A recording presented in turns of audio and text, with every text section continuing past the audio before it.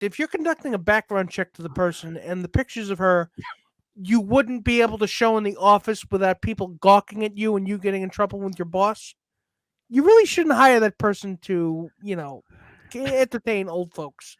This is Beyond the Bench with Nick Morgasen and Nick Fodera. A look at sports and pop culture from beyond common sense. The show that constantly goes off the rails and might never get back on. When you don't belong, you're a bench warmer. On this show, there's no riding the bench. This is Beyond the Bench on the Empty the Bench Podcast Network.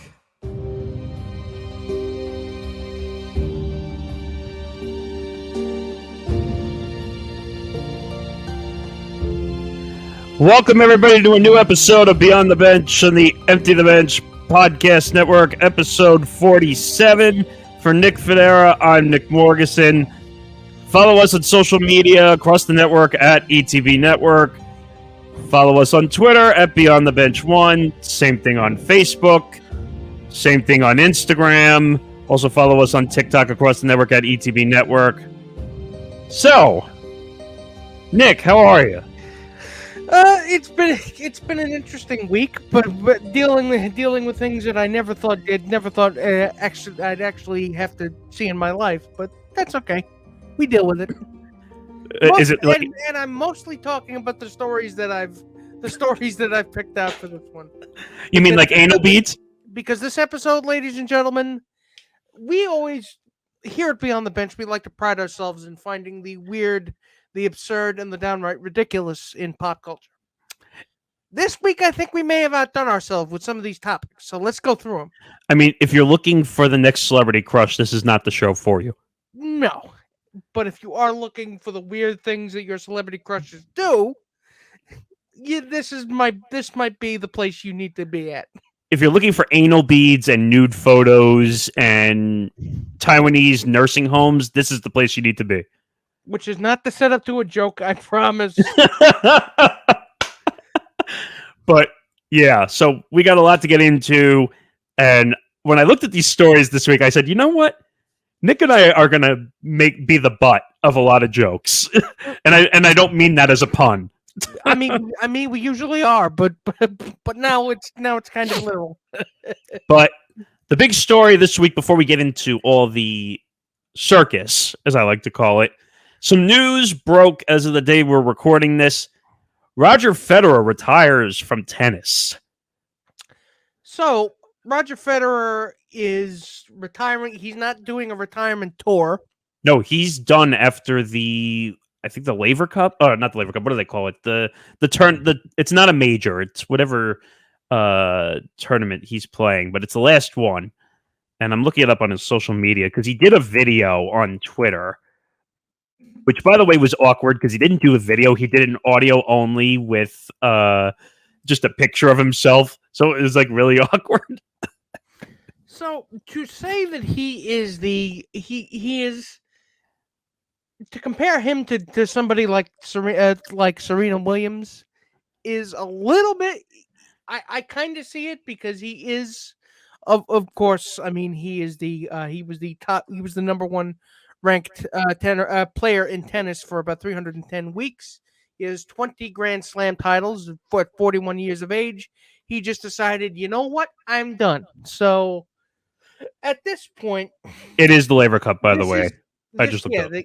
And this is, you could say that this year is basically where professional tennis is kind of at a crossroads, where more than a crossroads. And usually, these legends would retire, and it usually would be a more gradual process. But it seems like now, with everything going on in the with dealing with the fallout from the pandemic and dealing with everything else from a geopolitical and social stance, it seems like a lot of these. It's like, you know what? I'm done. I'm walking away. I'm going into my mansion to sit on top of my pile of money like a rooster on top of a clutch of eggs. And my point that I was going to make is, unlike a guy like Novak, who everyone seems to hate right now, who he did that to himself, though. not just for COVID reasons, his attitude and his way he played on the court. he just was an unlikable guy. When you look at Roger had some moments, but if Roger came up to you, he would shake your hand, he would talk to you for a few minutes and get to know who you are as a human being. And to say that just to head off the criticism of saying, oh, that really shouldn't matter. It kind of does. It does matter. When you're a tennis star, because tennis as an individual sport, the image in a lot of ways is in some cases more important than what you do on the court. Well, and I've said this on Empty the Bench. But that's the way it is. I've said this on Empty the Bench. And by the way, go check that out Wednesdays at 3 p.m. Eastern time. Plug. I've said this many times. Tennis is more challenging than any team sport because what's the difference? You're out there. It's all you. You determine your own success. And if you don't win, who do you blame? Yourself. So Roger, for many years, I think he won 21 majors, if I'm not mistaken. And he's up there in the all-time greats. Now, I know Rafa has more than him, and I know Novak has more than him. Now, Novak is younger than Roger, so obviously he's probably going to finish with more. And he's probably going to compete for longer because Novak Djokovic really does seem like he was never told no, ever. So, well, he's a head case, in my opinion. It feels like he's continuing out of spite. And the things that I've learned about tennis since we've been friends, I mean, it seems to me like the infrastructure that professional tennis is built on is more star-driven than a lot of team sports. You could say that it's even more star-driven than the NBA. You are absolutely right. In every sense of the word, you are absolutely correct. That if you don't have a brand in tennis, you're zero. You're nothing. You are the brand. You are the brand. You have to be the brand. Look at all the commercials Roger did. I mean, what was the name of the watch company? I'm forgetting all of a sudden. Omega? No, the one that Tiger and Derek Jeter and Roger did over the. Oh, Rolex. Yeah. Remember that was the most popular commercial of all time for many years. Yeah, and also the three of them did the shaving cream commercial. Yeah, but there seems to be something a lot more. I don't know, the potential to transcend athlete status and into living God status is higher in tennis because it's only you out there. But here's the difference. Roger was actually a decent guy on and off the court. Yeah, and I'm not even saying that's not the case. No, but I'm just pointing out that when you look at a Novak or you look at a Rafa sometimes, the two of them were a little much. A little much. The antics a little bit. Now Rafa is a quiet guy, no doubt. But when you look at him, it's more pop-up circumstance. With Roger, like he went out, he practiced, won his matches, and he would go home for the most part. Yeah. Now he had all his sponsors. He made plenty of money, no doubt. More money than both of us will see in our lifetimes, I'd imagine. And he will be fine. He has his kids. He's married. His wife was very into his career also. That helps it down the stretch. But what tennis finds itself right now, as I mentioned before, that it was on a crossroads where we need to see, we're starting to see some very prominent, bumper crop of talent start to emerge. Your Naomi Osaka's, your Francis Tiafoe's, your... By the way, I need to say one thing. Tiafoe really opened himself up to a larger crowd the way he played at the U.S. Open. Oh yeah. He introduced himself to a world stage, and he do it in a really, really big way. And if you could do it there, I mean, the sky's the limit for him. That match was incredible. The semifinal that he was in 5 sets, managed to come back. Well, actually, it went 4 sets, almost went 5. Almost took it to a 5th set. It was incredible. Incredible. The other thing is we need more American talent too. Well, and not to say that from an immigrants are bad kind of has nothing to do with that. But homegrown, the potential for homegrown talent here. I mean, the homegrown talent in tennis is very, Let me correct one thing, because there's a difference between tennis and, let's say, the 4 major professional sports. There's really no homegrown talent. As in U.S. born. Right. No. We have the Williams sisters.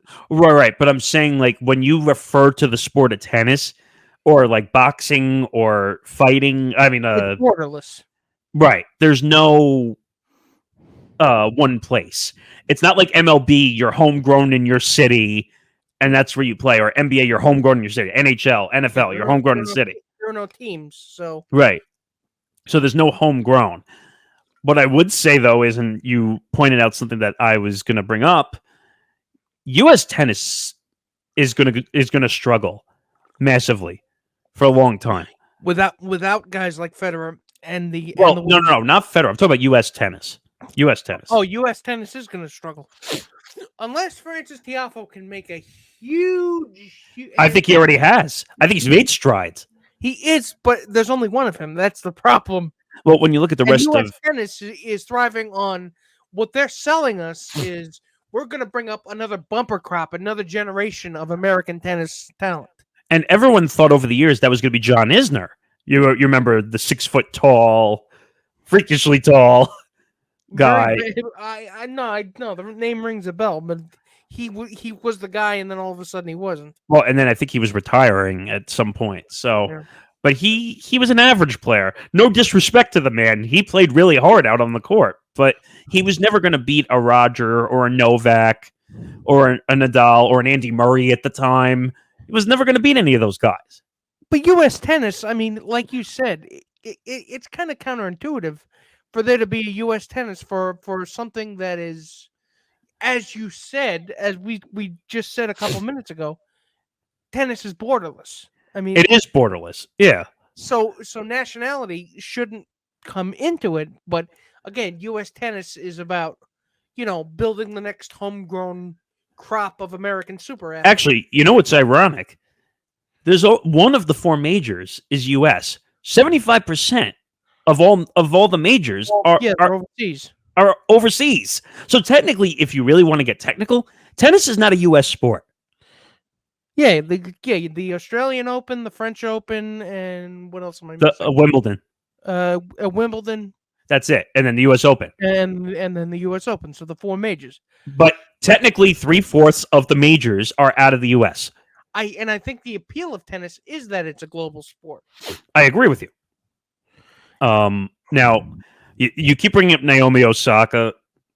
I kind of fell off that train. I bring up Naomi Osaka because she's young enough and talented enough to still be. I mean, the comparisons to Serena Williams were always absurd because, nobody's going to do that. Well, she got off to such a quick start. Anybody to do that?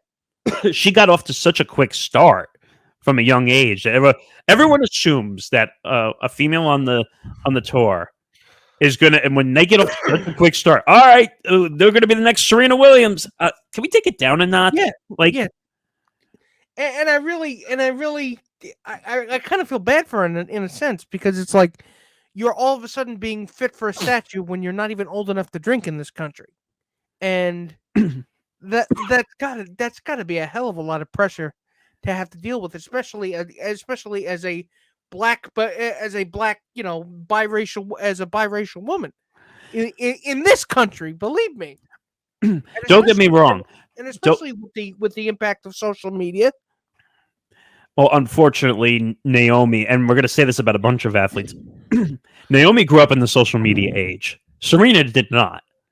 There's a difference there. Serena, I think, cemented her status as the unimpeachable, legend of tennis before because if the Williams sisters had come up in an age where there were Twitter trolls, bringing it down and saying horrible racial slurs after every match. She's heard everything. She's probably heard everything. We saw it in the movie King Richard when they did the movie. They heard everything and were attacked by everybody. It's different though when they're doing a person as to anonymously anonymously doing that stuff and doxing people from dozens of sock puppet accounts. But again, that's neither here nor there. No, but the one thing I want to say is though, and I know you two got on me for it when we did Empty the Bench. I'm going to say it again and people got mad at me for it on social media. Naomi's got to come back to earth a little bit, okay? Because she won't talk to the media, by the way, which is her mistake, not theirs. Okay, she needed to give that up a long time ago. Just because you can't use mental health as an excuse not to talk to the media. I'm sorry, you can't do it. Did you ever see Serena not talk to the media? On her worst days, did you ever see Serena not talk to the media? No, she did, but I feel like because she's being compared to Serena, that adds another dimension. No, that I agree with. That I agree with you on. That's an unfair comparison. Serena didn't have to be. I mean, she wasn't compared to anybody because tennis had never seen anything like the two of them. Well, I think that's more challenging because you're trying to create something that's never been done before, and people actually have to want to see you and want to be a fan. I think that's harder. Which is not to say that that the mere presence of a black women in the sport is some kind of novel magic trick. It's far from it. But well, wait a minute. Now we're seeing Coco Gauff. Now you're seeing Coco Gauff transcend the sport. Coco Gauff too. Actually, that's a name I forgot about. She's good. Yeah, that was the other name. That was the other name I was missing. Well, I think Coco Gauff has more of a reach than Naomi Osaka right now. More of a ceiling? More of a ceiling, excuse me. More of a ceiling than Naomi, because I think Coco Gauff's a stronger player mentally. Honestly. And she's younger. That also factors into it, but I think that Naomi Osaka is young enough and talented enough. No. I wasn't comparing ages. I just meant that from a younger age, Coco Gauff is handling everything better mentally. Look, it's a matter of do they look can they play? Yes. Do they look the part? Yes. That's the problem, though. That we look at, and unfortunately for female athletes, it's worse than male athletes. It's always, all right, well, you play your sport now. What are you doing off the court? Yeah, there's a scrutiny into their personal lives that and forget male tennis. Don't get. Forget tennis. I'm talking about any sport. Any female athlete. All right, well, are you going to have a modeling line? Are you going to take pictures out on the beach in a bikini? Line, or are you going to be in the bikini issue? And I'm not making fun of it. Illustrated? Let me clarify. No, that's essentially the exact same song and dance that that sports media does. So it's not even that. It's, I don't know how to describe it. I hate the fact that female athletes are treated as supermodels when they're supermodels with rackets in their hand. So, and that's the problem. So I just get frustrated by this whole thing. No, I agree. It's a frustrating process, but female athletes should be treated like male athletes. I know that sounds stupid, but exactly. It's about equality and equity, because equity is not the thing. Equity and equality are two different things. But tennis finds itself wanting to do these. Tennis finds itself, like I said, at an inflection point where they need to decide. The PGA needs to decide what they want to be and what they're going to represent, because the time of Roger Federer, Novak Djokovic, and the Williams sisters, Maria Sharapova, they're fading away. That time is over. Well, forget Maria Sharapova. That was gone a long time ago. It was gone a long time ago, but and also she's a cheater.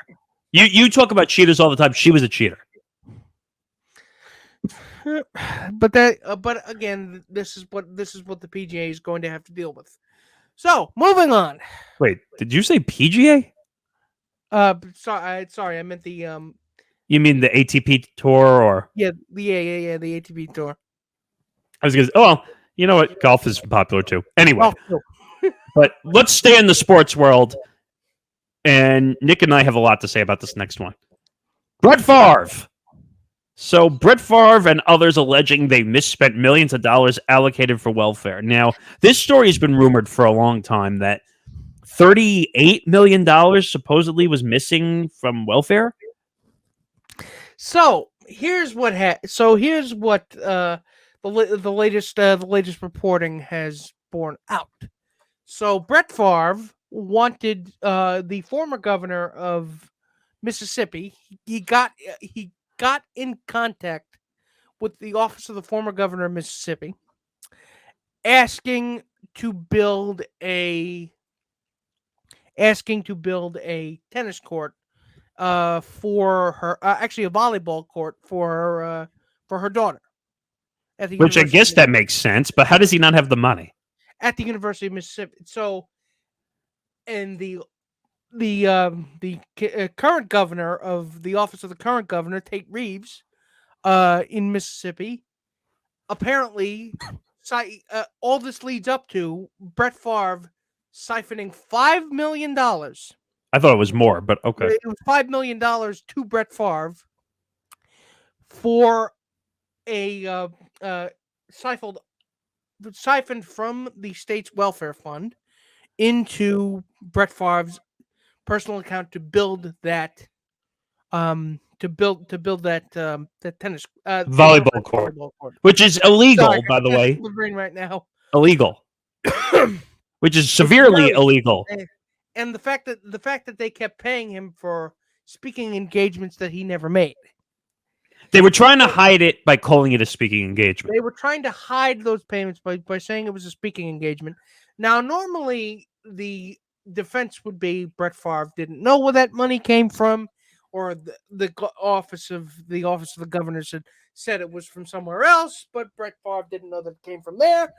But it broke a couple of days ago at the time of this recording. The text That messages. they have receipts. So we have a text chain from Brett Favre and a representative of, I think, Tate Reeves' office. Well, also the former governor Phil Bryant was involved in the scheme. Yeah, the office of the former governor Phil Bryant was the one that initiated this. This is like Tate a bad. Reeves kept it up. This is like a bad version of 6 Degrees of Separation. So Brett, in which Brett Favre, in this text chain, Brett Favre actually says, "Is there any way for the media?" I'm paraphrasing here, of course, but he said, "Is there a way for the media or anybody else to find out where the money's from?" To which they reply, "No." So Well, wait a minute. Read the text message. It says, "If you were to pay me, is there any way the media can find out where it came from and how much?" To which their answer was no. It turns out yes, there is a way. So the fact that the defense that Brett Favre didn't know anything was all of a sudden shot to shit. So this proves that not only did he know where it came from, he knew what it was going towards, and he did not give a shit. And this, of course, is something he's being questioned by the FBI over. The FBI is involved in this investigation, and they're currently questioning him and trying to determine the extent to which he did something illegal. Well, what do you expect? He's part of a huge investigation where $20 million of welfare money went missing. Yes, and this is exactly, I think. I mean, look, just put him in jail at this point, because it's never going to happen. Not only did he siphon money from a state's welfare fund meant to go to the elderly and the disabled, we're talking about a state that is one of the poorest and the well, I hate to use, for lack of a better term, blackest state in the union. So yes, you're literally taking money away from disabled and elderly elderly African American people. What most people don't know is, I think they said Mississippi is one of the poorest states in the country. Like I said, it's one of the poorest states in the union. So taking money out of their welfare fund is almost like kicking them in the face a million times. Exactly. And because apparently Brett Favre thought he deserved it more. So I think this is something that we really need to do, or people really need to start realizing about Brett Favre. Wait a minute. It says here Nancy New and her son Zachary New, who helped run the nonprofit Mississippi Community Education Center, pleaded guilty in April to charges of misspending welfare money. They await sentencing and have agreed to testify against others. So basically what they're doing is, oops, my hand got caught in the cookie jar. If I testify against others in Brett Favre, I will escape scot-free. So they're going to sing and sing like canaries. Essentially. And ladies and gentlemen, this is part of an overdue reckoning, I think, for Brett Favre, because the winning kind of covered up the fact that he was a dick.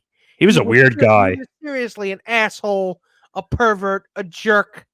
It's not like the Jen Sturgis shit back in 08 wasn't Wait a minute. fucking giveaway that this guy was a fucking that this guy was a fucking monster. By the way, did you see the tweets that she put out the other day? Yes, I did. Yes, So, I did. Very I think much so. that's technically a part 2 to this story as well, because she put out a bunch of things because they said, like, why aren't the FBI going after him, and look at the awful guy he is. Think about it. He's Brett Favre. Because he's Brett Favre, he's talented, and I do believe, she actually did use the term. He's talented enough and wide enough to get away with it. Yes, I hate to agree with her, but she's right. I mean, why should you hate to agree with her? No. Meaning that, like, I hate that we have to say that. Like, yeah.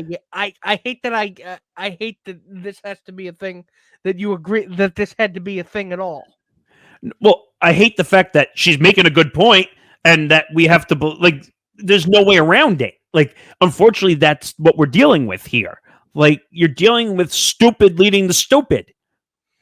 Well, you're leading with your. This is the corrupt leading the stupid. But I'm saying is, I think that the former governor Phil Bryant and Nancy New and apparently her son, they're the idiots here for giving him the money. Now, him accepting it because he was an athlete and they needed the legitimacy. Now, I'm not saying what he did was wrong. He was an idiot for accepting the money, but they're idiots for first giving it to him. They gave it to him because he's an athlete, and hey, he's Brett Favre. He's an athlete. He can do pretty much whatever he wants. See, that's another one I'm getting tired of also, and I think you know where I'm going with this. Well, they're an athlete, so give them whatever they want. Which, to a man like Brett Favre, who clearly didn't deserve anything he had, clearly didn't. It's not that he didn't work for it. He just was just an abysmal winner.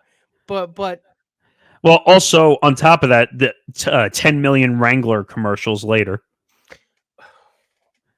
Now, do you remember those commercials where he'd be sitting on a tractor with the jeans? Yep. Hi, I'm Brett Favre, and I'm wearing Wrangler jeans. Because I think it's time we admitted to ourselves that Brett Favre is, and always will be an asshole. Yeah, I mean, I hate to say this, but Brett Favre is a real dick. I mean, how do you explain this away? How is there even a way to explain this away that you don't look like a dick? No, I really don't know. This is bizarro world. I mean, first of all, I still question the fact that I know I shouldn't be reaching in an athlete's pocket, but he definitely made enough money.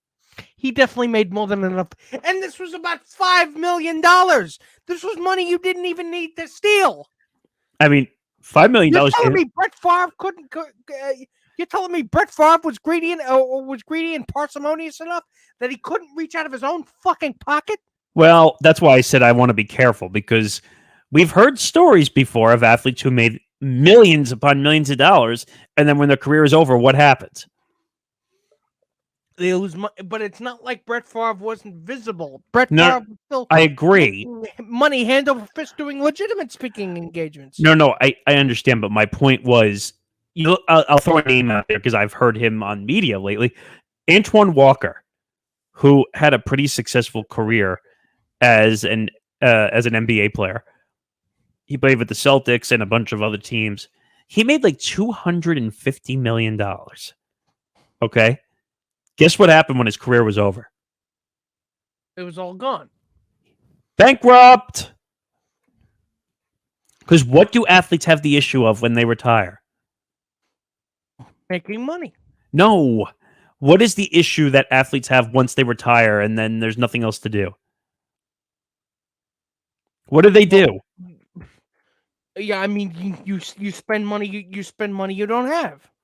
Well, no, he had the money. He had nothing else better to do. So he just like it's a bad circle because you have all this money. Oh well, I have all this money. I should do whatever.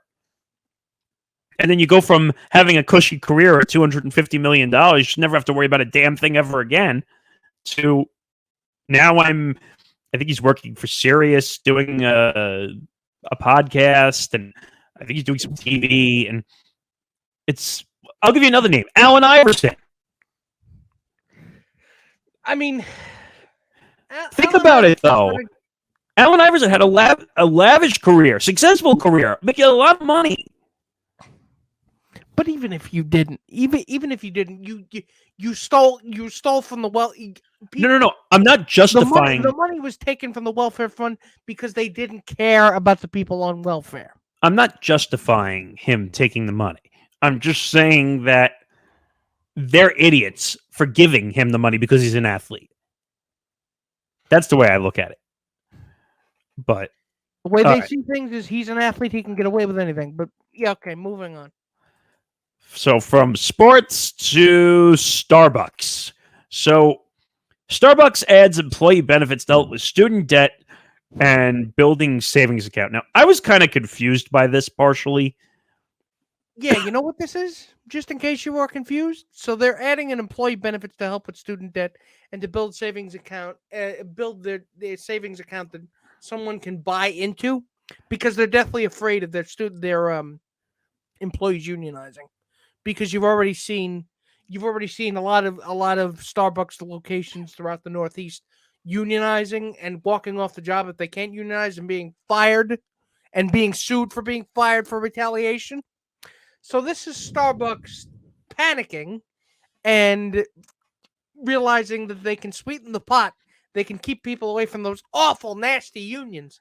Now, for those of you who aren't sure, who didn't know, I am unabashedly pro-union. If you have a job that's a union, join the union, because unions are necessary.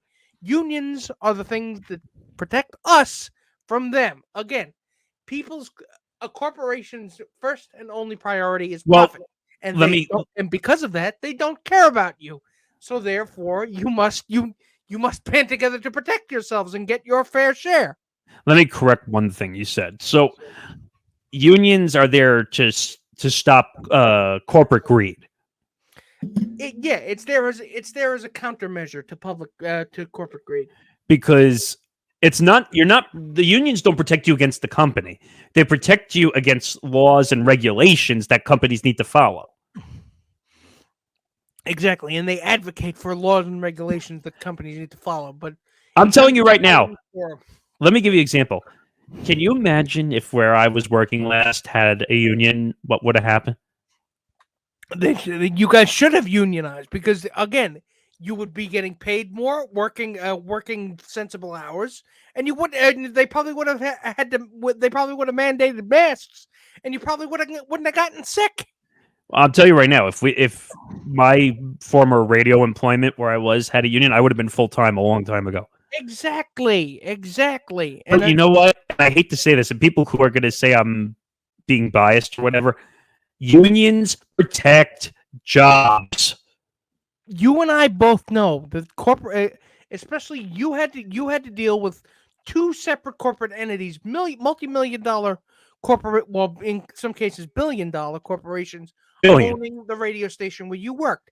So you know as well as I that they really don't care about the talent running that radio station. I'll tell you two things. They care about the talent being heard on that radio station. They don't care about the people behind the scenes working to make it work. You guys slaving your asses off on overnight 7 overnight shifts in a row in New York City, trying to make that shit happen. I mean, I'll tell you the difference from both sides. So I said this last episode, but I worked for Cumulus Media Corporation, which is kind of going in a weird direction right now. They just dealt with a Ben Shapiro situation, which we talked about last week.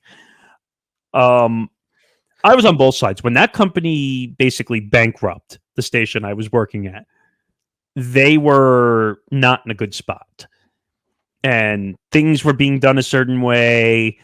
And the weird part is, and this is going to sound ironic, as a part-timer who basically was just considered hourly, I was getting more hours than the person that was working full-time. Exactly. And it doesn't make sense. They needed you. Because they needed you to make that station run, and they didn't care. They didn't care. You were basically their workhorse, and they were going to ride you until you keeled over. And that's the funny part. I think they ironically got frustrated with me because they didn't phase me. I was just going to keep working. And then the other side, so that's the corporate greed side of a corporation. Now, on the other side, when I was still working for that station, and it was essentially turned private.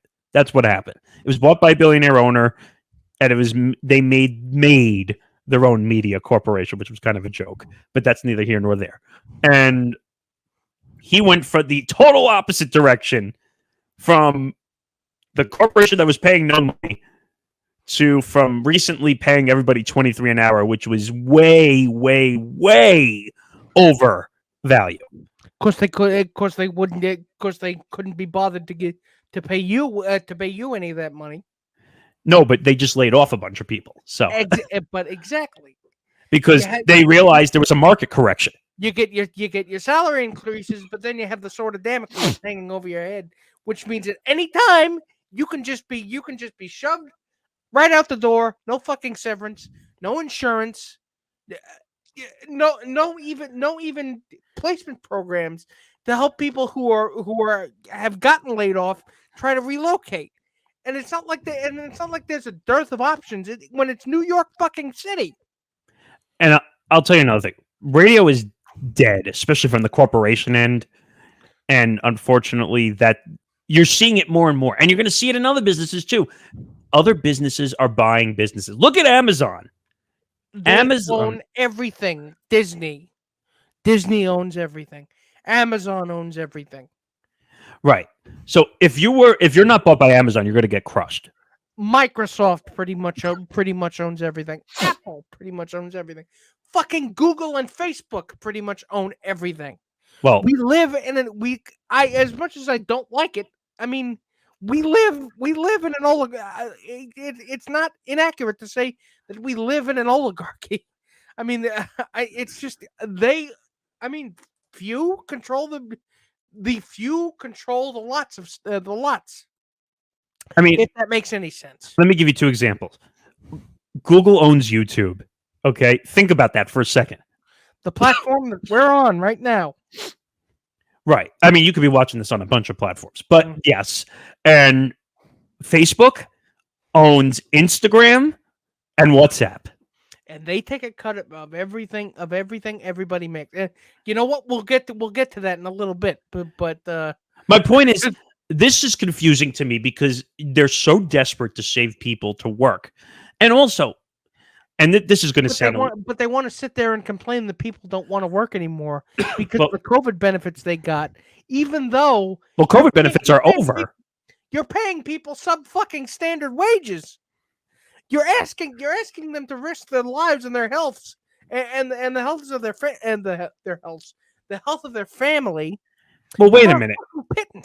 There were people sitting at home, and you know this. There were people at home making more than I was, and I was going back and forth to the city, getting pushed off subways, getting sick from COVID.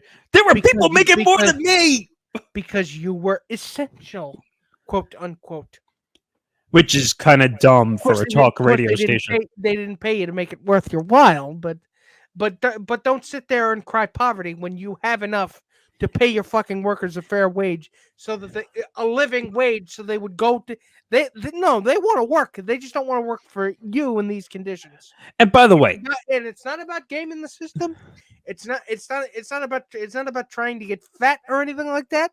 It's about what's fair. And I need to point out one more thing. I support myself with the kind of salary I'm making. That's the question that every single American worker has to ask themselves. Well, let me point out one more thing, okay? Because now we've basically come to the conclusion that we're a remote work society, which is okay with me. I don't want to go to the city anymore. If I could do a job from at home, I would. I'm actually well, I don't want to reveal it 100% yet, but I'm in the process of hopefully getting a remote part-time position. But my point is, when we were dealing with the pandemic, and people were complaining. Remember, I told you this during the pandemic. I told you and Tom this. Even though we're still kind of technically, and he's talking about the early days of the pandemic, pre-vaccine. Pre-vaccine, everyone was afraid to be around one another. Like, social distancing was like 12 feet instead of 6 feet. And people were complaining to me that they had to work from home. Okay? And I said, shut the fuck up.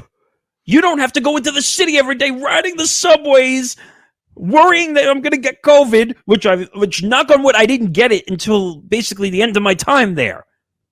But I couldn't be near my niece and nephew for a long time because my fucked up corporation didn't protect us. So if you want to know the point of the story and why the Starbucks employees are doing that, or why Starbucks is doing that, is because Starbucks is pretty much scared to death of their more and more workers realizing, you know what? I don't have to take this shit. I don't have to take this shit. I can fight for more. I was going to say one last thing because I know we're taking a long time on this, but unfortunately, people who are younger, a generation younger than we are, or Gen Z, if that's what you want to call it, unfortunately, they want everything handed to them in a job. Everything. They want the money, they want the benefits, and they don't want to work for it. Which, I mean, shit, get in line. We all do. But I'm saying is, you and I know how hard it is to work. And it's been like that since we were in college. Even before college, I'd say. Like I said, the kids of today would not do what I did during the pandemic, schlepping myself back and forth to the city, taking Ubers to get to my job, because if I didn't make it to my job, I was essentially fired. Well, then again, who do you think it is that doing the protesting, walking out, and unionizing? They're all the young people. A lot of times they're younger than us, and that was so either our age or younger than us. So it's really not. It's not a thing of us versus them. It's we. It should be a we thing. But it's not a we thing. The Gen Zs, and it's going to get me in trouble because everyone on social media who's a Gen Z is going to say, well, you don't understand us. We have it tough. No, you don't understand what having it tough is. But everybody has it tough. That's my point. No, but I'm saying... But there's no point in you shaking your fist at people when we're fighting for the same thing. No, but I'm saying that Gen Z generation doesn't understand that we... and people even older than us had to work very damn hard to get what we wanted in our lives. And we still didn't get it. And now you have Gen Z going on social media and trying to create influencer accounts and showing their asses off on Instagram and on TikTok. And they think that getting all those views is making them money. This fist shaking moment has now been brought to you by Beyond the Bench. All right. I think I've yelled enough. All right, let's actually we'll go back to it's kind of a sports and pop culture topic. You and I were laughing about this before the show. Gisele Bündchen breaks silence about Tom Brady coming out of retirement. Quote, obviously I have my concerns. Duh. If I may filter that through the PR to English, translator. Hang on, let me... Wait a minute, while you're doing that, I'll sum it up for you.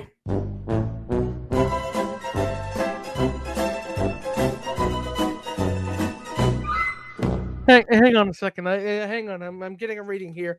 Apparently it's Tom, you lying son of a bitch. I'll kill you. Because that's what this is, ladies and gentlemen. Gisele Bündchen is not very happy about Tom Brady deciding to retire for 4 months and then unretire for no discernible reason other than to get an 8th ring. But shouldn't he be allowed to do what he wants? I mean, he's been an athlete. I mean, he has commitment to other people. He's got a wife and kids, and you can't just walk out of that one like you did your first wife and your firstborn child. Oh, wow. You can't exactly just press the eject button again, because if that happens again and you leave them, your second wife and your other kids, then you turn out to be the asshole. Then you turn out to be not the all-American hero that everybody thinks Tom Brady kind of is, or everybody in New England thinks that Tom Brady is. Let's be honest with ourselves here, because there's a significant portion of people in the Northeast who love Tom Brady. Everybody else, including everybody in New York and pretty much everywhere else in the continental U.S., they can't fucking stand Tom Brady. I mean, I'll tell you what I think I heard something in the distance that went off in their house when he was coming back after 40 days. Wait a minute. I'm hearing it.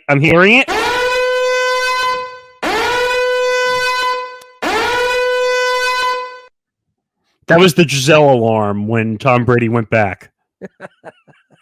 I mean, oh, God. You retire for 40 days. 40 days. I don't know why I said 4 months. It was 40. You're right. It was 40 days. 40 days. 40 days and counting. Literally Lent. It was literally the season of Lent, and then he was gone, and then he was back. Wait, you know what? I guess for Lent he gave up football, and then he's like, you know what? The 40 days are done. I can come back. I'm coming back. But apparently rumors swirled in his decision to end his retirement, caused tension in their relationship, leading to them spending time apart. Aha! And apparently, I want to divorce this lying bastard, but I know where my bread is. I know where my bread is buttered, which is weird because Gisele Bündchen was rich and famous before she married Tom Brady. Actually, Gisele was famous before Tom Brady became that's exactly big name. I said that. So here's what she said. Obviously, I have my concerns. This is a very violent sport, and I have my children, and I'd like him to be more present. She told the outlet about Brady, with whom she celebrated 13 years of marriage this year.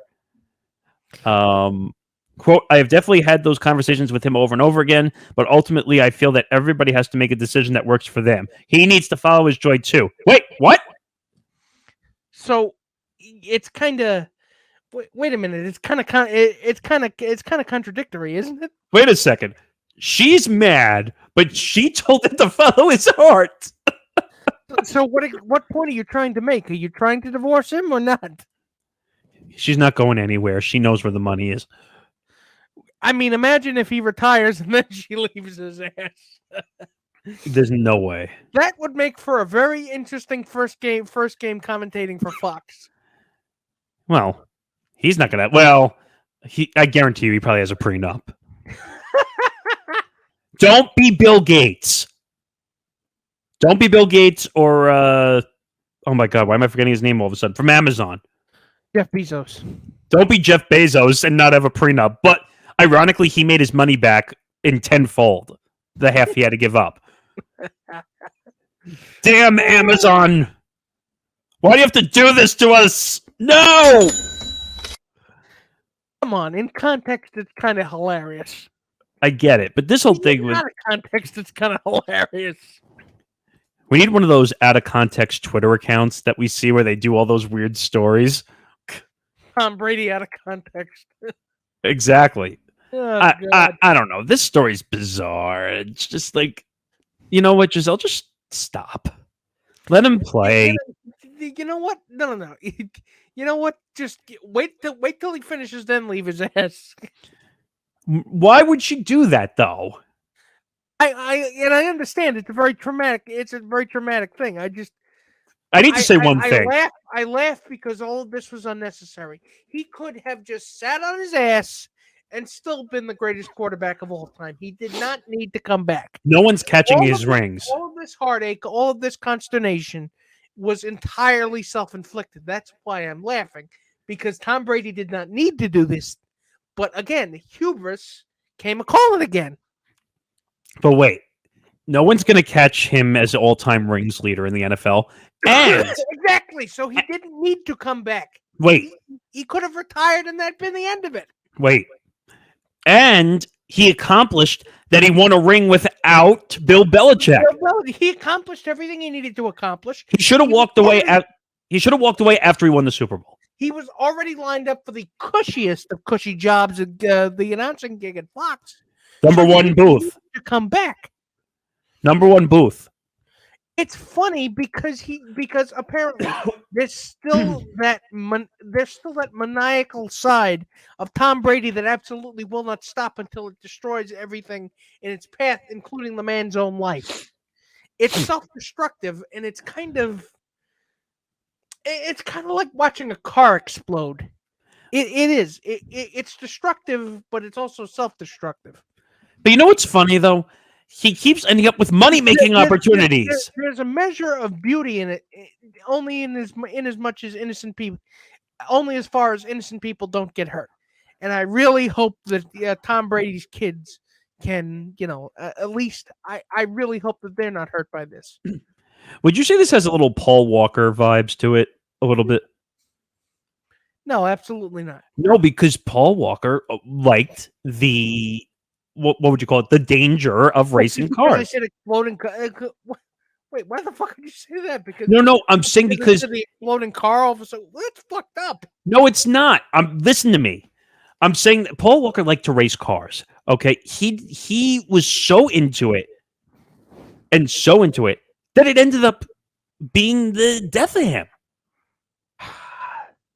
He was so into it. My point is, Tom Brady to football.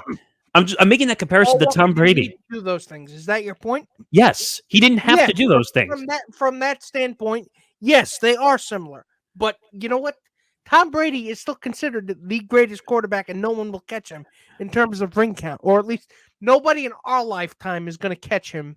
No one's going to catch him. No one's going to win 7 rings, especially with the way the rule changes and everything are. No one's winning 7 rings. No one. And you did not need to do that. But again, like I said, it's hubris. I cannot step into a world where I am not all of a sudden, I am not the cream of the crop, the top of the list. God on earth, and you should worship every inch of ground I walk on. I mean, another comparison I can make is Tiger Woods. Tiger Woods too. Tiger Woods is a more apt kind of comparison than Paul Walker is, because Tiger Woods didn't need to do any of this shit. Tiger Woods could have just after the whole infidelity thing, he could have just quietly slunk away. I think Tiger Woods had mental health issues, though. I think Tiger Woods had mental health issues, but he didn't need to come back and do all this stuff.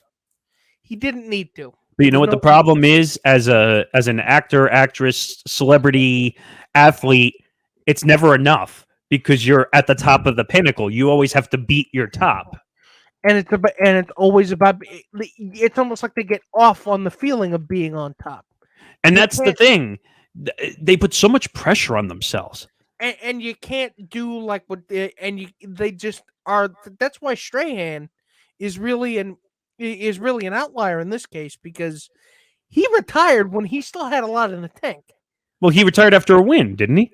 Yeah, he retired after the Giants won the Super Bowl in 2008. He could have stayed around and got paid a lot more.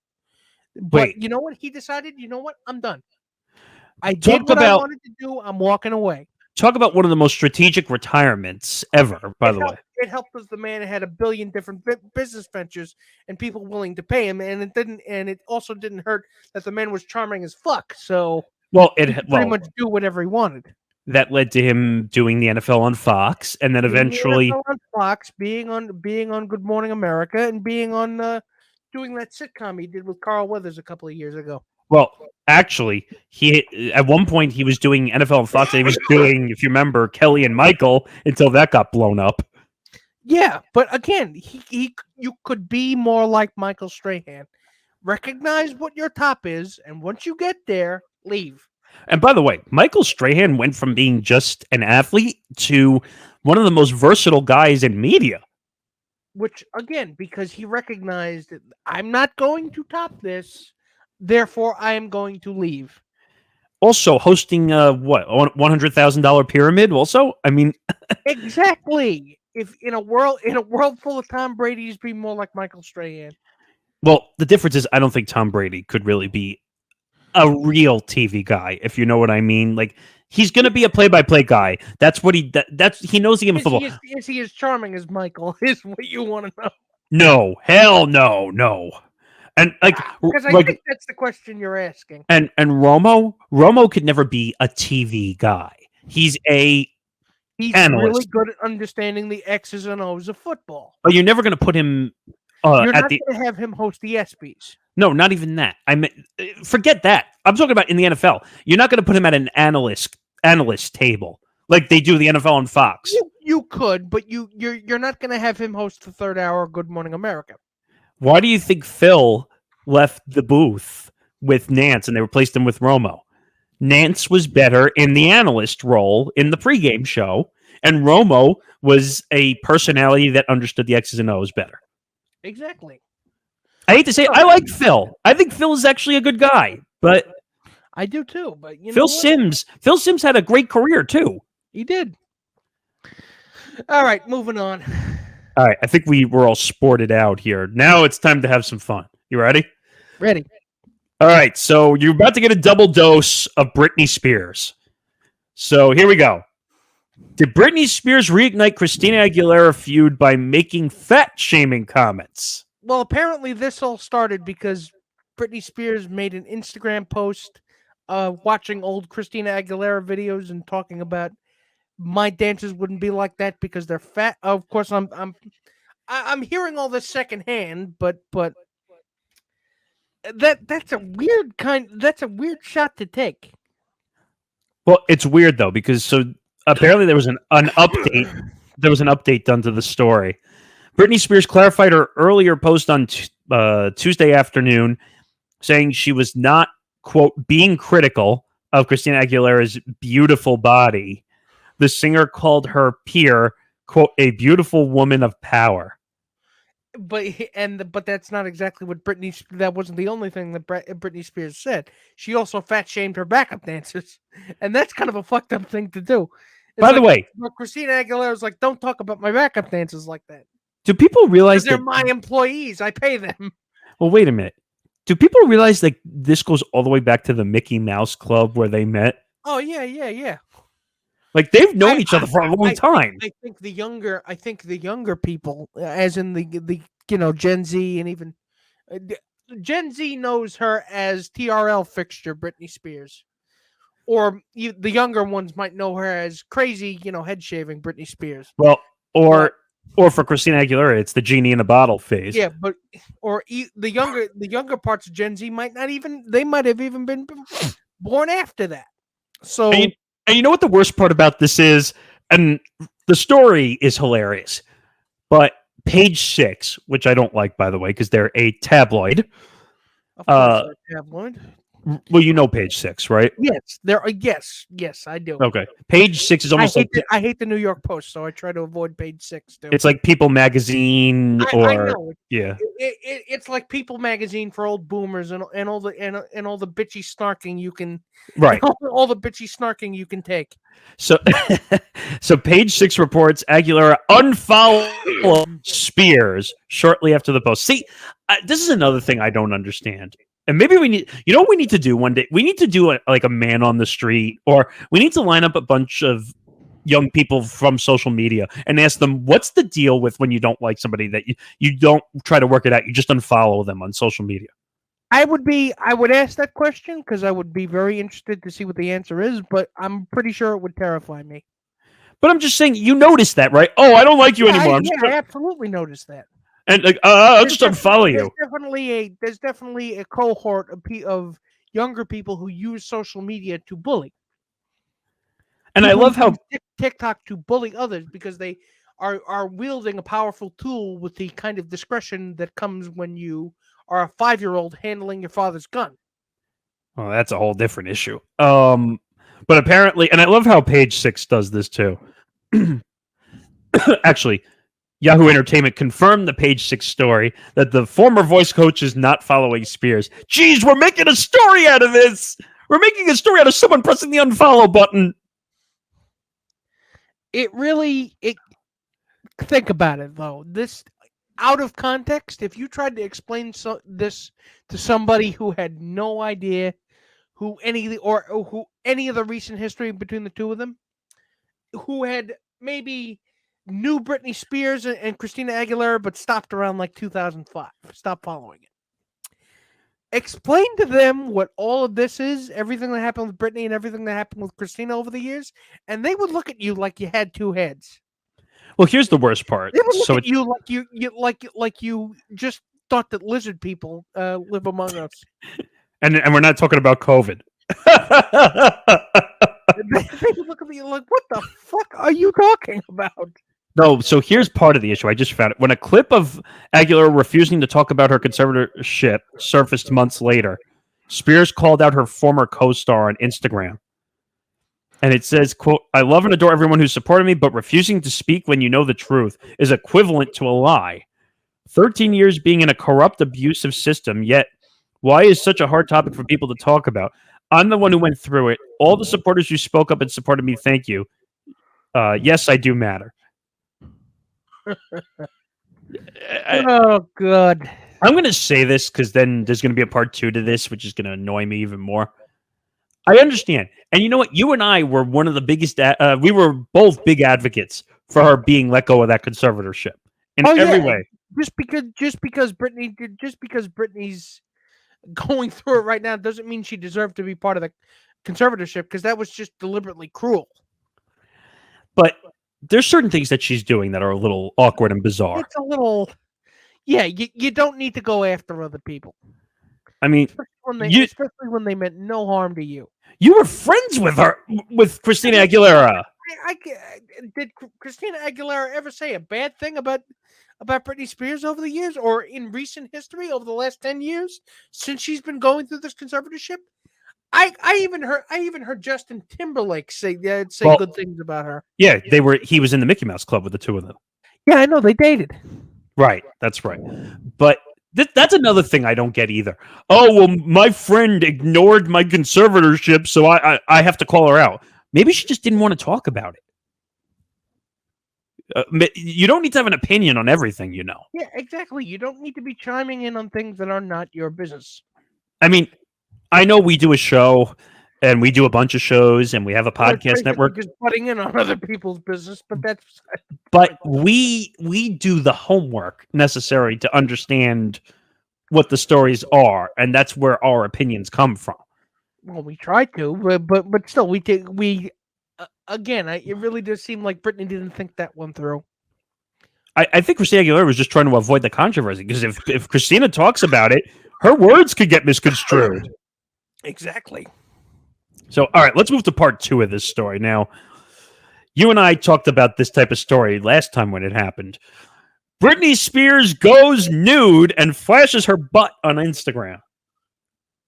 So there's going to be a lot of butt jokes forthcoming. So I'll save a couple of those in the bag. Well, I could think of one of them to use them towards the end of the episode. But you know what? This exhibitionist streak, I don't think this is her trying to draw attention. I think this is just her. I think this is a cry for help. No, it's not a cry for help. It's just, I have access to my Instagram account now. I'm just going to post pictures of my ass. No, but just, and I'm looking at this picture again. This is so creepy, but like, it's on a story. Did you see the picture or no? Yeah, I did. Which, I mean, it's kind of that is a creepy picture. Not that I'm a prude. Not that I'm complaining about the view. I definitely am not. But leaves a little bit to the imagination. God, you have to admit this is kind of creepy though. Posting a picture like this. I guess her thing is my privacy and my dignity were already taken away from me. So it's not like I can put the genie back in the bottle. So pun intended there. I just realized what I did. But and she just dropped new music apparently with Elton John. But it's good that she's working, and it's good that she's finally able to find a healthier creative outlet other than just doing her father basically holding the strings going, sing louder and dance faster, lackey. And I think the bigger take what was it? Pills, like, so that she couldn't, like, sex pills and all this stuff, Or like birth control pills. birth control. Excuse me, but this whole thing is weird. Sex pills are a different thing. You know what I meant. My point was No, we don't have a sponsorship for sex pills. So no. Although, if you're interested, you can definitely email us. Wow, says the person who thinks that stuff is weird. Okay, I mean, it's weird. We could have a lot of fun with the ad campaign. we could actually. I can't remember the name of that one that Barstool's using. They have a Roman. That's right. Oh God, you and I. Oh my God! Just give me that chance. It's the secret of longer lasting sex. Oh well, because you have to kind of dance around the subject because it's not long. You can't say longer lasting sex. You have to say male enhancement. No, that's what they say. That's what Barstool says. Oh, they can say it. Well, it's easier for them because that's their cachet, so to speak. We're getting off topic, but yeah, the point is, I get your point. It is kind of weird. But all right, let's stay in the world of sex. That's the only time you're going to hear me say that. You ready for another Kim Kardashian story? As read by Nick Morgasen. I know, right? Yeah. All right, here we go. Another Kim Kardashian story. Oh, so for those of you, for our Gen Z audience, you're right, and for our Gen Z interns, for those of you who don't know, for those of you who only know Kim Kardashian as a reality show fixture, there was a time when she was a nobody. Robert Kardashian's daughter, basically. She was a nobody. OJ's lawyer's daughter. A nobody. Very good. She was a normal teenager. Yes. But she dated was Ray J a hip hop artist or yes, he's the rapper, hip hop artist, kind of. And back in 2007 was that tape? I'm looking at the story I now. never actually saw it. It was 2007. Yeah, back in 2007, she and her boyfriend at the time, Ray J, had a sex tape. I don't even know if they were dating.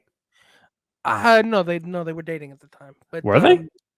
Yeah, they were dating at the time. But the sex tape got leaked to the internet, and the porn sites picked it up, and all of a sudden, she became a household name for the wrong reasons. I don't want to moralize and say right and wrong reasons. Oh, come on! You're going to say that's normal? I don't want to sound like a creepazoid. No, Nick. It was for it's a creepy thing Nick. to do. Nick, it was for the wrong reasons. If it wasn't for the sex tape, she wouldn't be who she was today. I mean, the fact that she was able to parlay that into a billionaire entrepreneur, career as a billionaire entrepreneur and reality star. And look at the rest of the family. The rest of the out of context, it's kind of impressive. And by the way, if it's not for her, the rest of the sisters don't make any money either. Now, Robert Kardashian was not a poor man. Robert Kardashian was a very well known. He did make his money defending as a high profile criminal attorney. However, well, yeah, we're talking about OJ.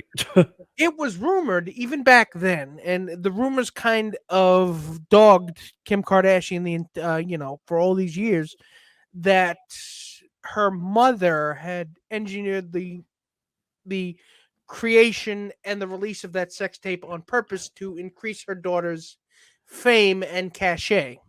That wouldn't surprise me at all. We never got any confirmation. Well, except for Ray J deciding to release the receipts. Which is what this story is about. So, Ray J apparently has receipts, texts, and emails touting from somebody in the Kardashian camp. Wait a minute. I need to point out one thing, though. You're holding these from 15 years ago? I mean, unless you need it for a legal case, I can't think of it. So, unless it was... Look, I mean... I'm just saying that you want to talk about creepazoid. This is creepazoid. Creepazoid. That's creepazoid. That's exploitation. And the worst part is, I think he's suing.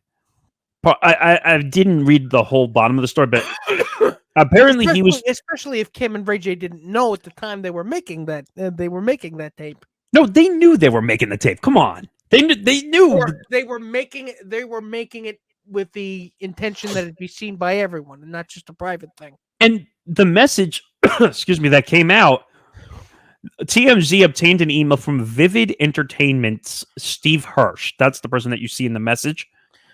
Which was dated. What date was the email was dated to 2007, wasn't it? May 1st, 2007, in which he informs Kim the tape made over $1.4 million in revenue, including the majority, a little over 1.25 million, coming from DVD sales. Which, ladies and gentlemen, really doesn't reflect very well on on Kris Jenner, or it gives more fuel to the rumor that she was behind, or the family was behind the release of the sex tape the entire time. Did you see, though, that Kris Jenner went on a late night show and took a Fugazi lie detector test? Was that a couple of years ago, or was that? No, I think that happened recently because the story became a thing, or it might have been a couple of years. I don't know. Again, for those of us who have been aware of this for the past 15 years, I can't say this is a surprise. But wait a second. 100% confirm it, but there's a part of the story that doesn't make sense, and they point it out here. The tape was released on March 14, 2007. Kim filed a lawsuit on February 21st, 2007, against Vivid, claiming she didn't authorize the release of the tape. That case was dismissed. Presumably, it was settled April 27, 2007. Just 4 days later, Kim got the email from Vivid on sales numbers. Put that together. Wait a minute. Put that in your pipe and smoke it. So apparently the lawsuit would. So the only thing I could think of is the lawsuit was a smokescreen.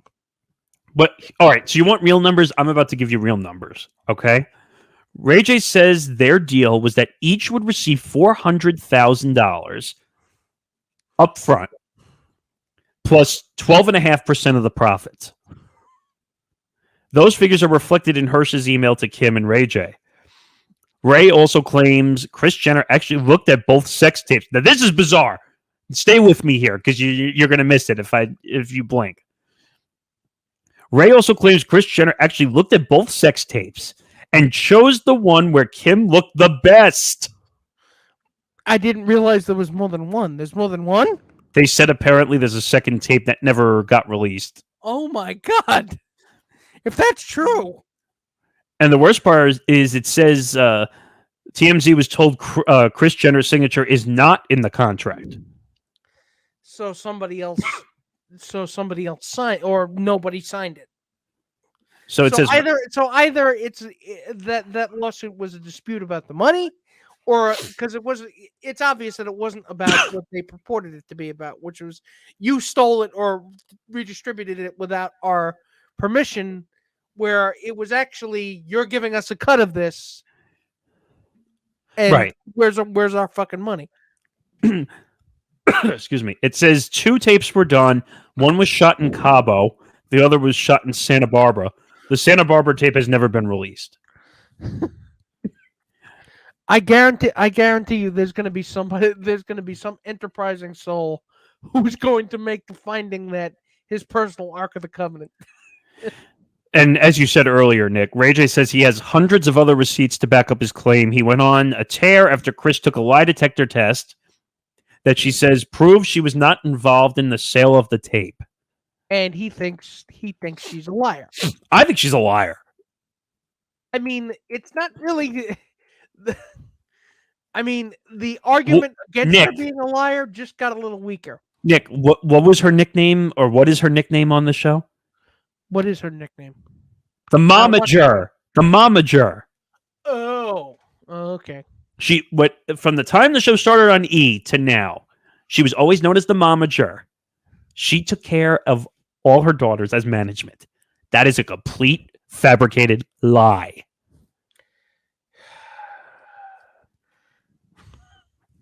I wish I could say I'm surprised, but considering the world we live in, nothing should surprise me anymore.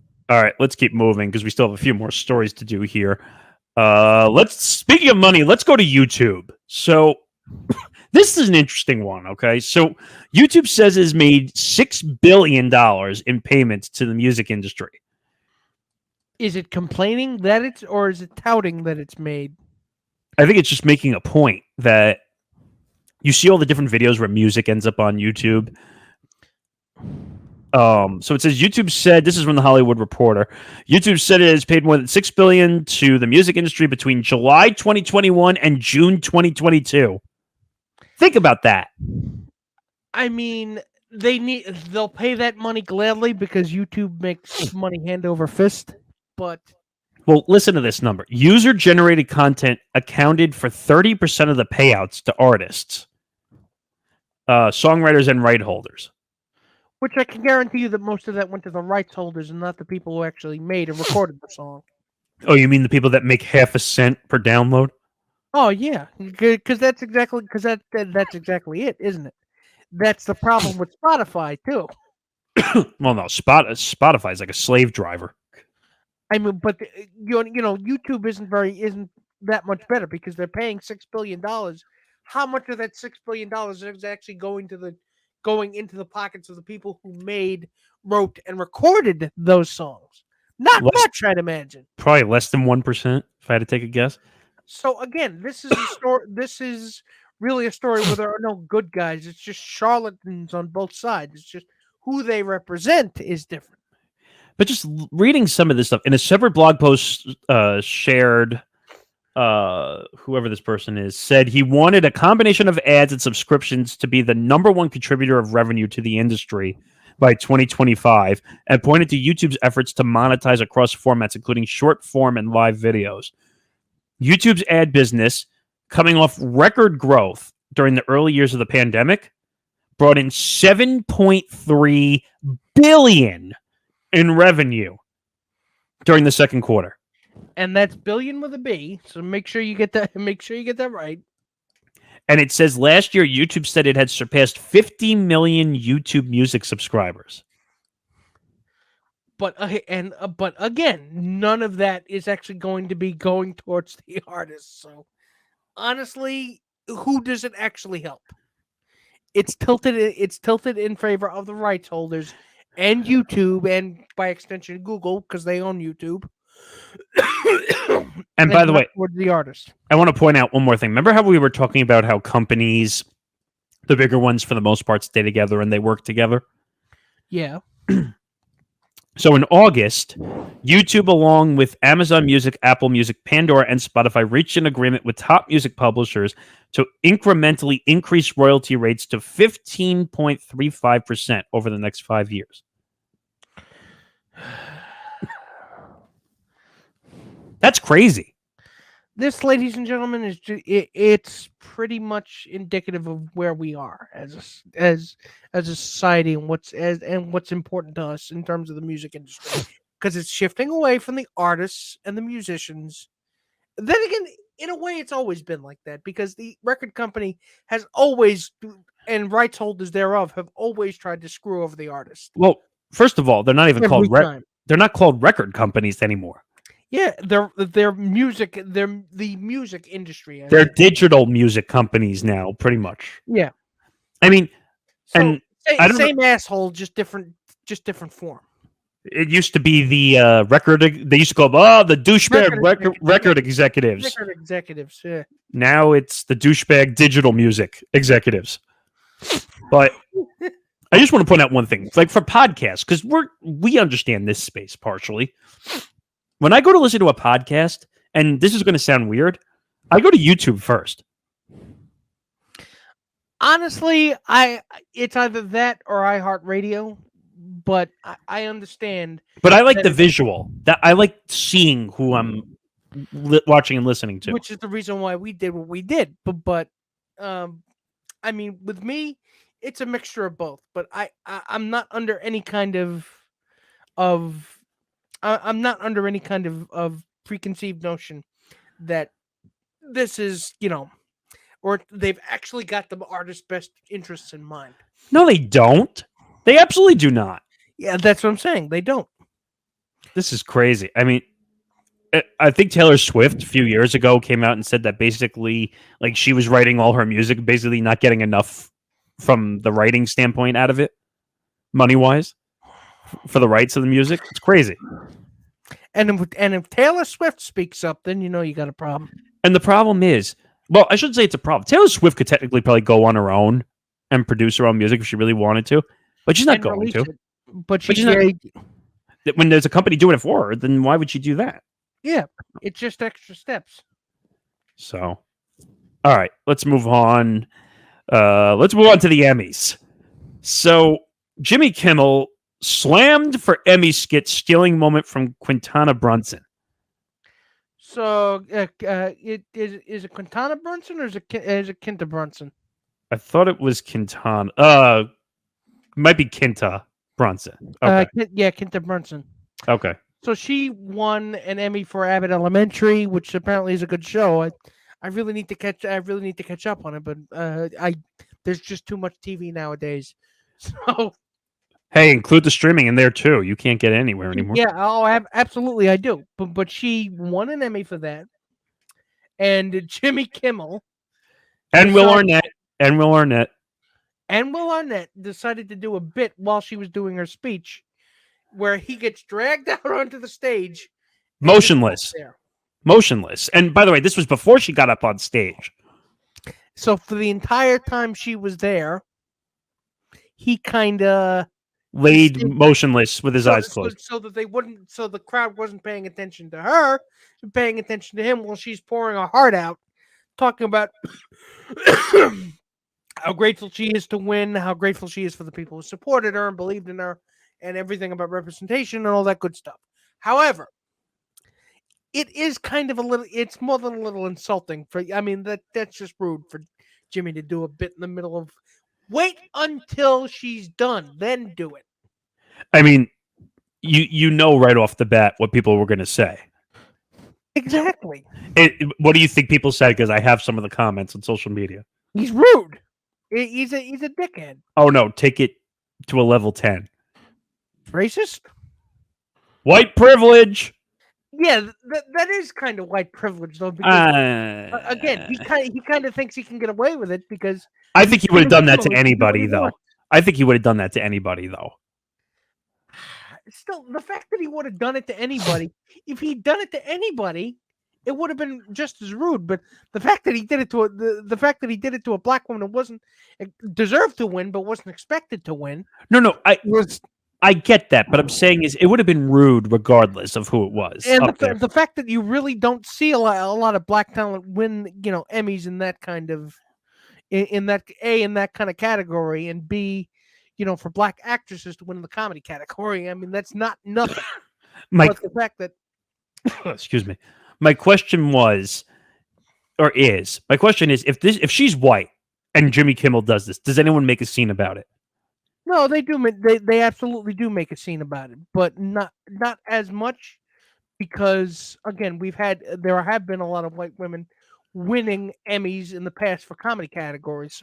So I think the fact that it was so unprecedented made it that much more insulting to her, to her family, and to the African American community that was rooting for her. Right. No, and I'm not putting that down in any way. I'm just saying it from their perspective, what I believe their perspective to be, because again, I'm white as a ghost, so I really truly can't understand these things, but I'm just trying to make sense of what I've heard on social media. Well, this cements the fact that I don't like Jimmy Kimmel. I've never liked Jimmy Kimmel. I mean, the only thing I kind of like, Jimmy thinks he's a lot funnier than Jimmy actually is. Well, no, why do you think Jimmy? Wait a minute. You could say that about Fallon too. Well, I grew up with Fallon, so maybe it's different. But with Jimmy Kimmel has to do all these dumbass bits because he's looking for the attention because he's not getting it. And look, you can do that shit on your show. I mean, basically, what's expected of you to do as an Emmys host? Go out, do your monologue, make fun of a couple of make a fart joke. Make a fart joke, make a sex joke, make a politics joke, which is getting kind of old by now. don't get too political, and or the other Republicans will cry on social media the next day and say, "You're being unfair to conservatives." How about just no They can't do that. politics? How about just no politics in an award show? I'm getting done with that. But you misunderstand my point. There's a certain formula that Emmy hosts really should follow, and he just decided to go off script. Here's the mistake that all the academies make. Why do you keep bringing him back to host? Because no one else will do it. I mean, it reminds me of when which was the one that Kevin wasn't even hosting though. Kenan Thompson. No, I think it was a bit, but which one was Kevin Hart supposed to host until someone basically surfed his Twitter account and found a tweet from the Oscars a couple of years ago. I mean, and I remember you and I were frustrated about that whole thing that someone had to be that stupid to go back 10 years ago in his tweets and find something. Which, proves the theory that I've always had. Watch what you tweet. No, but I'm saying that's kind of ridiculous. 10 years ago. But it was still a couple of years ago from that. So we're even further removed. But the point here being that you can wait to do your bit, Jimmy. Come on. Yeah, I mean, I don't know. To be fair, he did apologize, and he did have Quinta Brunson on. I didn't know he apologized. He did apologize, and he had Quinta Brunson on his show to finish out her speech. So the only thing, but I understand where the anger is coming from. I get it. The only thing Jimmy Kimmel was good on, in my opinion, was Win Ben Stein's money. And even the Man Show kind of had it. It had its moments, but a lot of times it was just misogynistic and.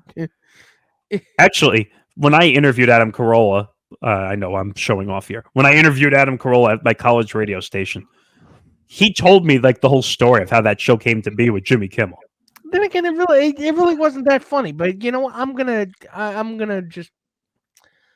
I'll leave that one be. All right, we'll move on because we have two funny stories. And I want to make sure we have time for them. So, where do you want to go first? Do you want to go to the nursing home, or do you want to go to the chess player with anal beads? Let's talk about a nursing home first. All right, here we go. The Taiwanese nursing home apologizes for hiring stripper to entertain disabled veterans. Now, please tell everybody the reaction you had before we came on here. Oh, I started laughing. Basically, because I was thinking about the every single joke I could tell. It's like the possibilities were endless, but and none of them I could repeat without us getting without us getting in serious trouble. So, oh, man, this is bizarre though. So just listen to this and try to stay with me. So I mean. Were the disabled veterans complaining? Well, so it says a group of veterans in wheelchairs. Let me make sure I get this all right. A group of veterans in wheelchairs got more than mooncakes for Mid-Autumn Festival after a nursing home in Taiwan enlisted the services of a lingerie-clad stripper to celebrate the Chinese holiday. I mean, if the disabled veterans were not complaining... Well, all right, so... Here we go. So I don't know how to pronounce this, so if I get this wrong, don't kill me. The Taoyuan Veterans Home. Taoyuan. I think that's how you say it. A state-run facility for military vets issued an apology for hiring the exotic dancer to perform for the seniors. So did the people hire? Did they not conduct the background check? Well, so it says. Well, here's the worst part. Someone always has a cell phone. Someone took a video and it went viral. And then all of a sudden they checked to see who this woman was. And I'm looking at the still shots, which are really funny. So it says to the wise, if you're conducting a background check to the person and the pictures of her you wouldn't be able to show in the office without people gawking at you and you getting in trouble with your boss, you really shouldn't hire that person to, entertain old folks. Or entertain disabled veterans. But listen to this. So, the viral footage filmed by an attendee, I didn't know you could attend this, shows one of the vets getting a handful of breasts as the stripper twerks over his wheelchair. You know what? If they enjoyed themselves, God bless them. So it says the stripper spent 15 minutes dancing for the retired Army personnel who are at the facility dealing with dementia and other disabilities. If and only if they enjoyed themselves, I mean, I understand that people are upset. I mean, because that is, I mean, there are certain levels of appropriateness, but if they enjoyed themselves, okay. Well, so wait, it says in its apology, and we're talking about the assisted living, I guess. The home said the stripper became, quote, overzealous and just wanted the vets to feel her enthusiasm and energy. You can't make this up. Okay. And it says the veterans home said, if I can scroll down here, it would be, quote, more cautious when it hires performers for the vets in the future. No shit. Wait, so while the home received criticism for the entertainment, commenters on social media were quick to defend the facility, saying the residents needed, quote, to have some fun. Oh, God. I mean, this is great. I mean, it's fantastic if they enjoyed themselves. Bravo. God bless them. Really. Yeah, bravo. Bravo. Good job. To wrap things up for this episode. Oh, yeah. All right. So, from strippers in veteran, or how do I want to say this, with disabled veterans, to chess players with anal beads. To the most insane cheating story I think you will ever read. Besides steroids. So there's this. Let me just make sure I have the names of all the parties involved. And by the way, yes, that's not a typo. Chess World, rocked by rumors of anal beads and artificial intelligence. So Magnus Carlsen, who is the one of the world's best chess players. One of the world's best. Am I getting that right? Is it actually Magnus Carlsen? Yeah, I'm looking at it. Yeah. So he is being accused of cheating, and not in your typical way of cheating. Not in your typical way, because I don't even know how you cheat at chess. I don't know how you. It's like you can do a lot of things. You can do. I mean, I've played chess before. I'm not great at it, but I know there's ways to cheat at chess. Trust me. Weighted pieces. Oh, well, I'm too dumb to play chess. So, first of all, two of my friends were like up here genius level. So like every time I would do something like I win in like 2 or 3 moves. I'm like, great. That is possible, by the way. He is being accused. Magnus Carlsen is being accused of cheating using an AI-assisted program that buzzes through the use of anal beads. So he is being accused of cheating using anal beads. That vibrate. What? Please tell me they weren't in a certain area. I mean, I think when they told him to take your wins and shove them up your ass, I really don't think they were being literal.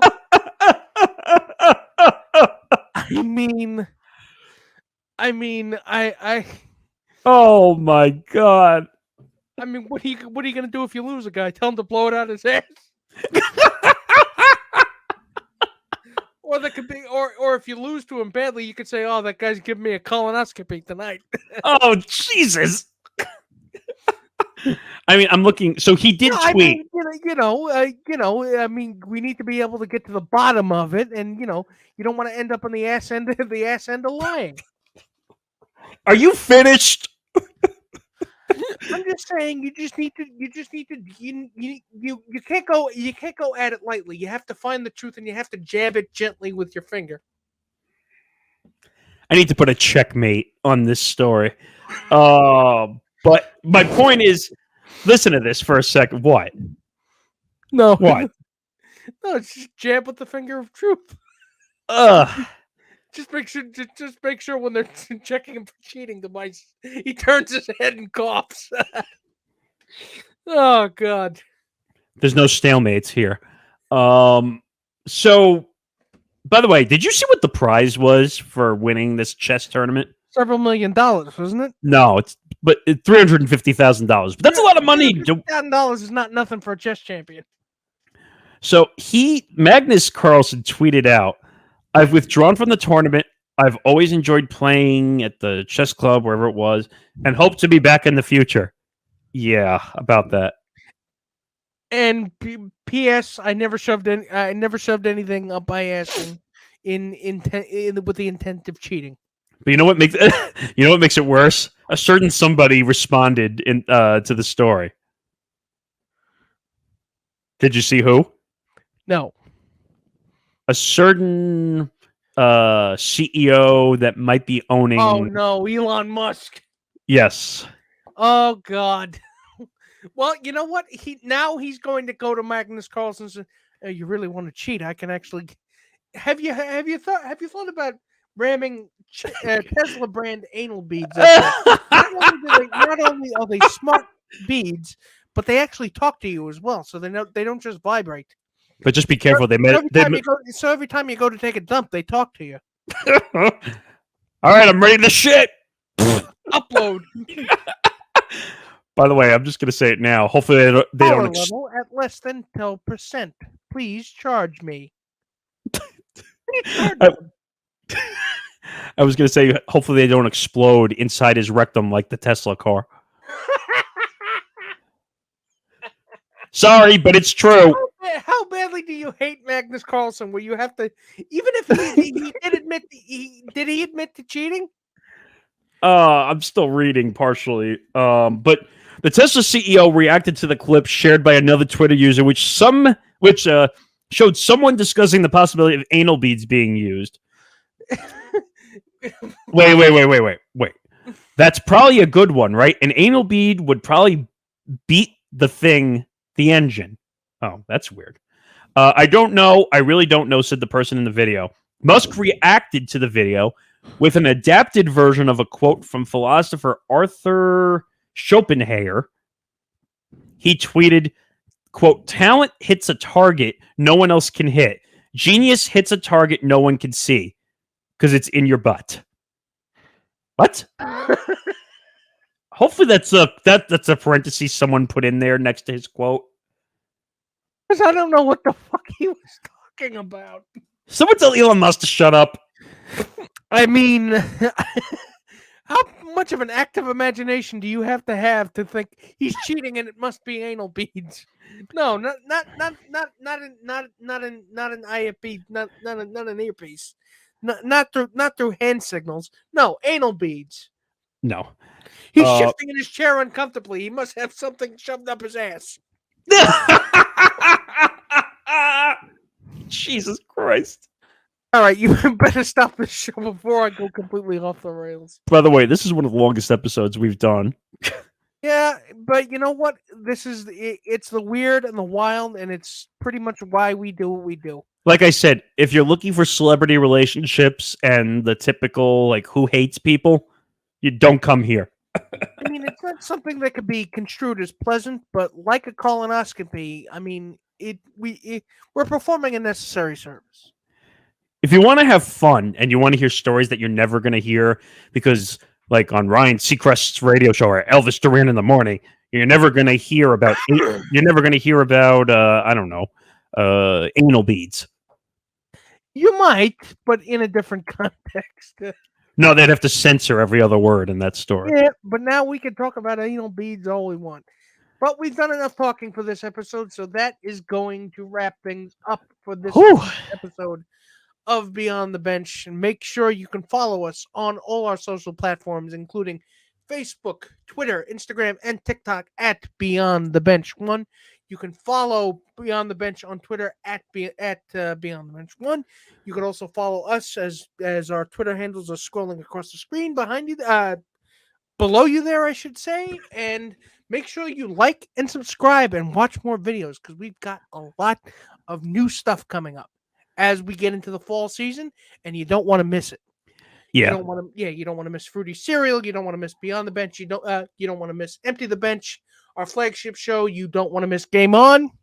You also don't want to miss living life as well. So we've got a bunch of other stuff we're planning, but we can't exactly tell you about that yet.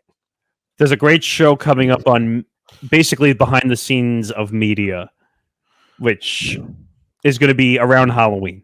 That's as much as I can say right now. But yeah, you'll hear more about that as we get closer. But for this week's episode, I'm Nick Fodera, and for my venerable co-host, Mr. Nick Morgasen, I say to you, ladies and gentlemen, good night, everybody. See you back on the bench. Good night, everybody. We'll see you next week for episode 48.